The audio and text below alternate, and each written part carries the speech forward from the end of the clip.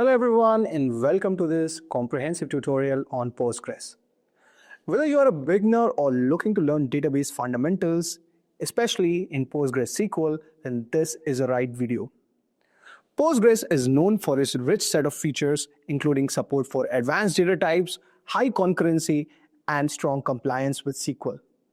It's a robust open source database used by a variety of organizations ranging from startups to large enterprises due to its readability and flexibility. In this tutorial, we'll walk through essential PostgreSQL commands and operations, starting with basic setup and installation, then moving on to database management, querying, and data manipulation.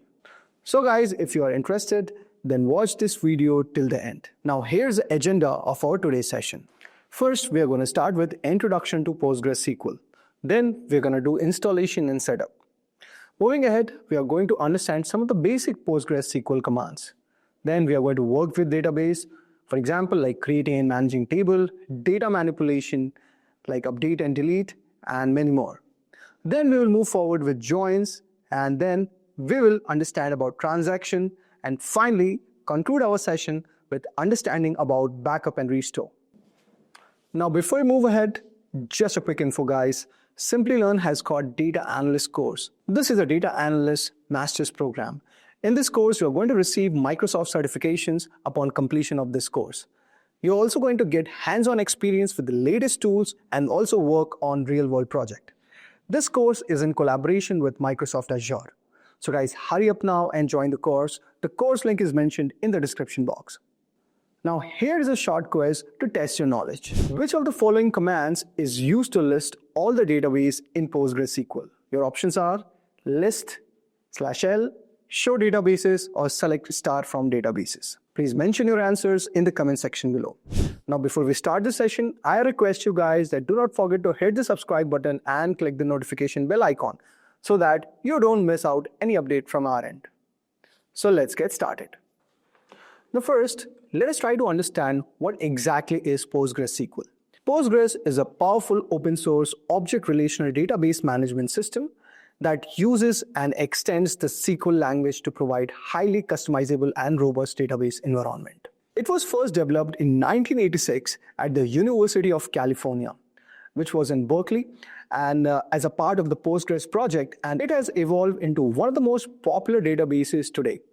PostgreSQL is designed to handle wide range of workloads from small to single machine application to large scale and multi-warehouse applications. Unlike traditional relational databases, Postgres adds a support for advanced data types such as JSON, XML, and HTOP, allowing for flexible data storage. It's an ACID compliant, meaning atomicity, consistency, isolation, and durability. So these property makes it a safe choice for transaction-heavy systems. Now, there are some key features of Postgres, like it's kind of open source, which means it is openly available for everyone. It is ACID compliant. So Postgres supports ACID properties, ensuring the database transactions are processed reliably, that data integrity is also maintained even during the power failures. Then it also supports advanced data types. That's amazing part of it, like JSON, JSONB, which allows for storage of semi-structured data and also allows us for efficient querying of the data. Then it has array, storing arrays of values in the column, and also it provides XML. So there is a native support for storing and querying XML data. And one of the most important features which I like is its concurrency control. Postgres employs multi-version concurrency control, which ensures that each transaction sees a consistent snapshot of the database. So this allows for better concurrency without sacrificing the data integrity. Now, let us try to compare between PostgreSQL and MySQL. Since most of you have already studied MySQL, so it will be relatively easy to understand the Postgres. So first of all, let's talk about data types. So it supports advanced types of data like JSONB, arrays, UID, where MySQL has basic data types. Then, if we talk about concurrency, guys, your Postgres uses MVCC for better multiple users writing at once. Now, if I talk about concurrency, then here Postgres shines. It is very much efficient for multiple users writing at once.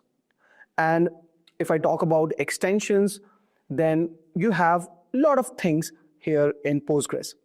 If I talk about use cases, like for example, complex app, analytics, advanced data models, web apps, then you can go ahead with Postgres. And if you're writing very simple application for small scale based applications, then there you can use MySQL. Now let us proceed for installation. So guys, go to the official website of Postgres, and there you can see a download section. Click on download, then choose your operating system. Like there will be an installer that you have to download. So for example, in this case, you can have Linux, macOS, Windows, BSD, or Solaris.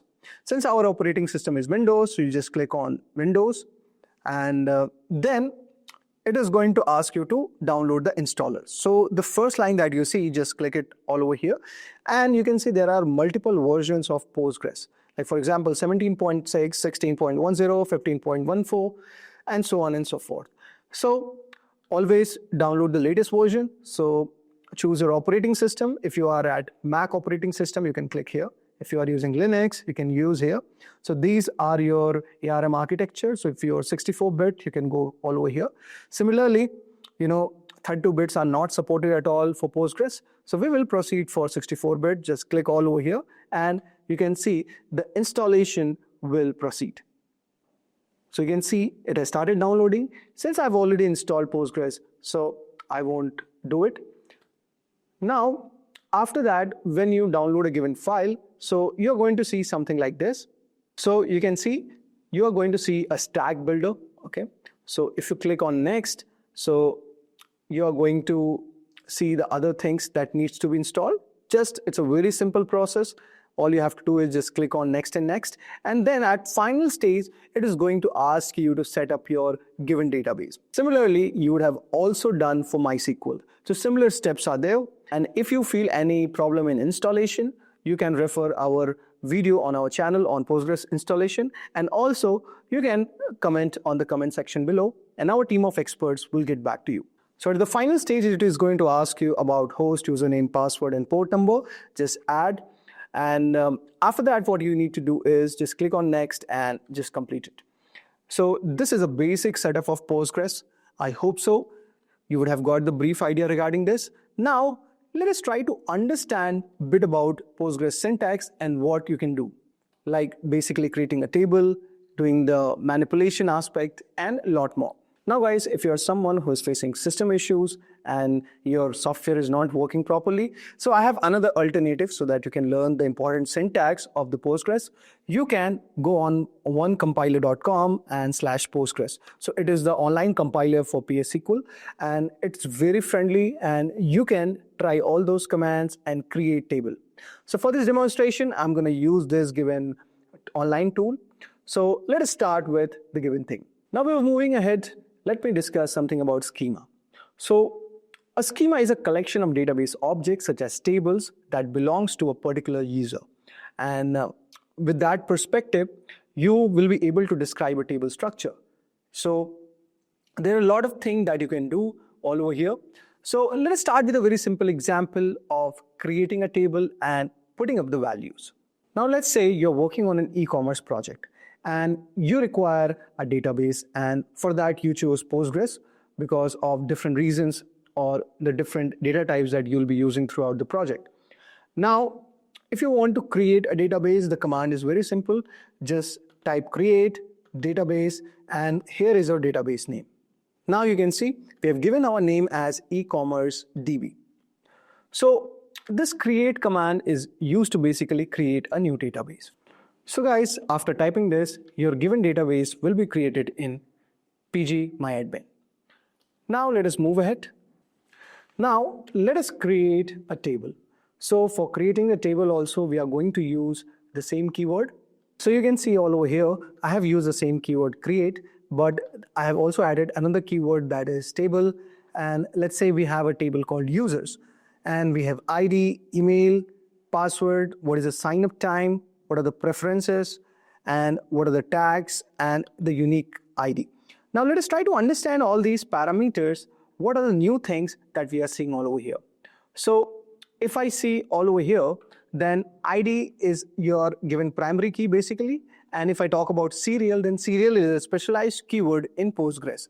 Now this makes this column an auto increment. So suppose you start adding the users, so it is going to automatically add the ID like 1, 2, and 3, and so forth. Now you can see the next keyword as text. So text means that this type is used for storing long strings, for example, emails and all.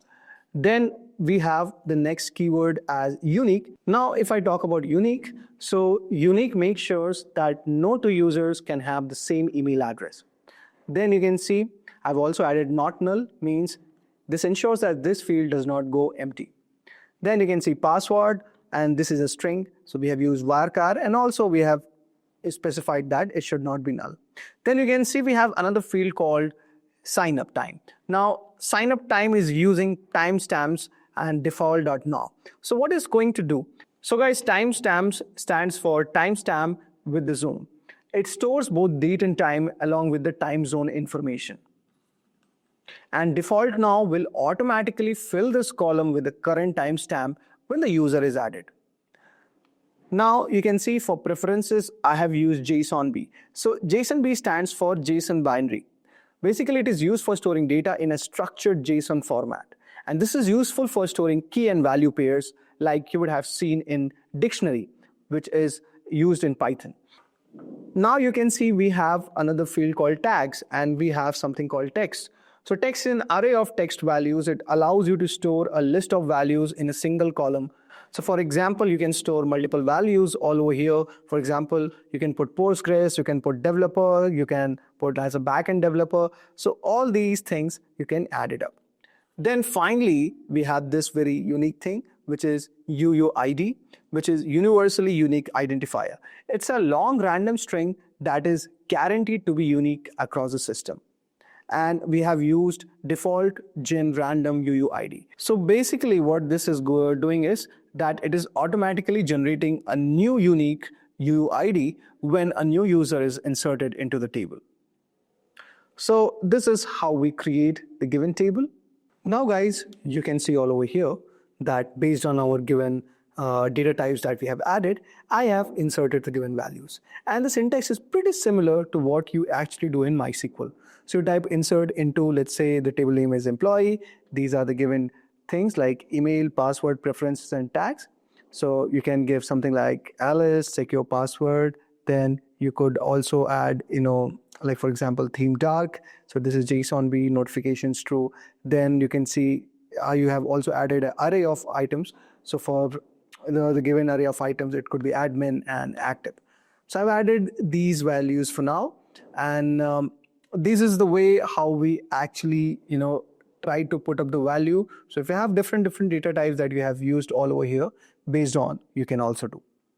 So it's pretty simple. Now let's move ahead. Now, after that, you have to click on run, and you can see we have this very nice table with email, password, sign up time, preferences, tags, and UUID column. So this is how we actually store the given value. Now, let me also show you some other manipulation. Now, let's say there is another table called users, and you are trying to add ID and email, and then you put values, you put the given ID, and give the email name. Now you can see a new keyword that we have, that is on conflict ID, and then do update set email equals to excluded.email. Now this is pretty interesting syntax. Now what does on conflict mean here, guys? So this is a keyword which handles a conflict when you try to insert a duplicate value in a column that is supposed to be unique, like ID in this case. And you can see do update is a conflict. And you can see there is a do update. It means that if a conflict occurs, for example, the ID already exists, then PostgreSQL will update the existing row instead of inserting a new one. And you can see we have done something like excluded.email. Now this is referring to the value that we are excluding from inserting due to the conflict. So let's say if the particular user has the same ID like 1 and he had some xyzemail.com, then another person is also adding the same ID. Now this is going to prevent us, and he will not be able to add the given mail.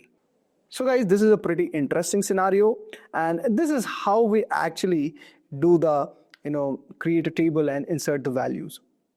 So I hope so you would have got the brief idea. So this aspect covers our data definition language, Let us explore a bit about join operation. So joins allow you to combine data from multiple tables and you can get your desired result. So there are basically three types of join: inner join, left join, and right join. So if I talk about inner join, so let's say there are two tables, okay, and you want to get the values which is common to both of the table. So on that purpose, you are going to use the inner join. Then the next one, you have the left join. Imagine on both of the tables, let's say you want the data from the left of the table plus the matching which is to the right of the table. So the entire column of the left table plus the matching part of the right table to the left table is going to get into the output. Similarly, the right join means all the entire right table plus the matching part of the left table. So in this way, we can do the joins. Now, if you would have done this in MySQL, so the syntax is pretty similar. So let's say we are selecting employees.name, departments.department name from the employees table. Then let's say we are performing the inner join. So to get the matching values from both of the column, then we can just give the given condition that what are the respective values which is present all over here in the employee table. It is similar to the departments table. So this is the given conditional which it should hold true. So then only it is going to print the intersection of the both of the table, the common values all over there. So you have to put a condition like this. So similarly in the left join also you can see we have put this similar condition because there should be an intersection of the values from both of the table. So the syntax is pretty similar. Let's say you are trying to get name from the employees table and department name from the department table, and let's say you want to do the left join. So you have to use these keyword, rest you can keep it as same. Now let us move ahead and try to understand a bit about transactions. Now guys, transaction in PostgreSQL is a group of SQL operations that are executed together as a single unit. You can think of it like a to-do list that all the items like the queries on the list or either it should be completed successfully or none at all. In typical scenarios, a transaction ensures that if one query falls, the entire set of queries is undone, like nothing ever happened. So this maintains our data integrity. Now, if I talk about transactions, we had three key transaction commands in Postgres: begin, commit, and rollback. Now, let us dive into each one of them. If I talk about begin, guys, so this is starting the transaction. Begin command is used to start a transaction. So it doesn't change anything in the database. It's just like setting up the stage to make sure everything happens together. Then you have the commit stage, which means that finalizing the given transaction. So commit happens like once you have updated all the values. Since, for example, you can think something like this. Let's say you are confirming your shopping cart. You have added your items to the cart and made changes once you have done it. So after that, you have made the final changes, you can do commit. Now, if the actions are successful, then only you do it. Now, let's say in a given scenario, let's say you did some mistakes or you realize that something went wrong through the way and you don't want to save any changes. So you can do the rollback all over here. So these are the key aspects of the given transaction. So we have taken one key scenario. Let's say you're updating your given bank account. So you have the accounts table. Let's say update account. Let's say you're setting up the balance minus 100. Let's say where account ID is something like A. Now, let's say you have added the money to account B, set balance plus 100, where account ID is equal to B.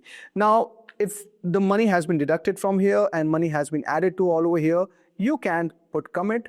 Since both of the actions are successful, you can save it. Now, let's say in a given scenario, if something happens wrong by chance, so what you can do, so you can deduct the money from account A and you can put the rollback, so it just goes one step back. Now, let us move to the most important part, that is backup and store. So guys, if you want to do a backup, let's say you are creating any backup database. So let's say you have given name, DB name backup.sql. So you can use pgdump command and you Postgres, you can give the DB name all over here. So this command will be very much helpful for you to do the backup. And let's say you want to restore anything, some database which you have, dropped it up. So what you could do is you could type PSQL, you Postgres, give the DB name, and here you add the given file name. So guys, this is a very simple command which is actually very useful for you. So guys, that was all for today's video. I hope so you would have enjoyed our today's tutorial on Postgres. And if you like these kind of videos, then do not forget to hit the subscribe button and click the notification bell icon so that you don't miss out any video. Thank you guys for watching this.